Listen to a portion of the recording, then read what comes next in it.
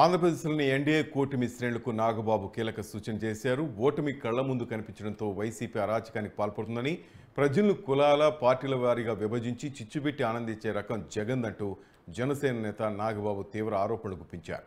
Counting ముగిసే వరకు కూటమి శ్రేణులు అప్రమత్తంగా ఉండాలని, ఉత్తరాంధ్ర నుంచి రాయలసీమ వరకు హింసను ప్రేరేపిస్తున్నారని జనసేన నేత నాగబాబు ఆరోపించారు.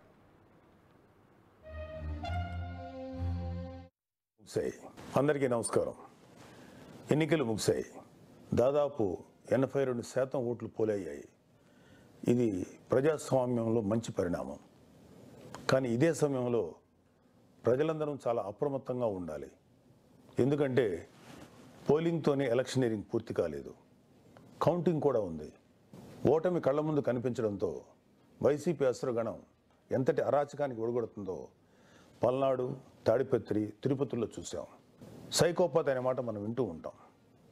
ఈ జగన్మోహన్ రెడ్డి కూడా ఆ కోవలోకి వస్తాడో లేదో తెలియదు, కానీ ఖచ్చితంగా అతను ఒక సోషియోపాత్. ప్రజలను కులాలుగా, వర్గాలుగా, పార్టీల వారీగా విడదీసి చిచ్చులు పెట్టి ఆనందించే రకం. అతనిలో ఆ మానసిక స్థితిని మొదట్లో ఎవరు గుర్తించలేకపోయారు.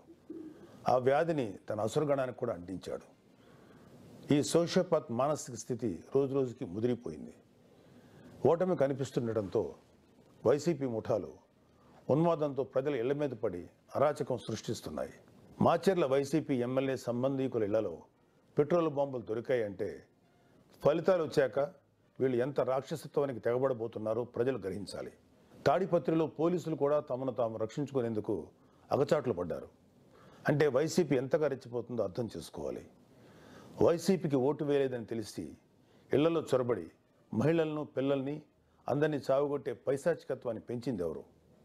ఖచ్చితంగా ఈ జగన్మోహన్ రెడ్డి అనే చెప్పాలి.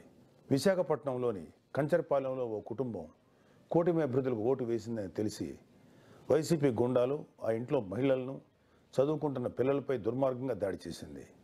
గర్భంతో పుట్టింటికి వచ్చిన మహిళపైన తీవ్రంగా దాడి చేశారు.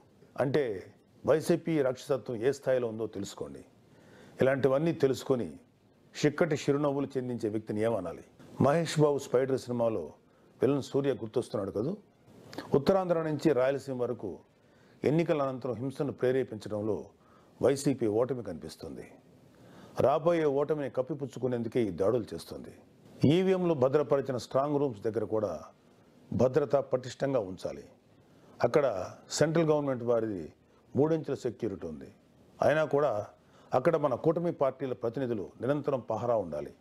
ముఖ్యంగా మన జన సైనికులకి, వీర మహిళలకి నా అభ్యర్థన ఏంటంటే, ఎక్కడైతే జనసేన పోటీ చేసిన ప్రాంతాల్లోని ఈవీఎంస్ భద్రపరిచిన స్ట్రాంగ్ రూమ్స్ ఉన్నాయో అక్కడ మన జన సైనికులు వాలంటీరింగ్ చేసి కాపులాగా కూర్చోవాలి.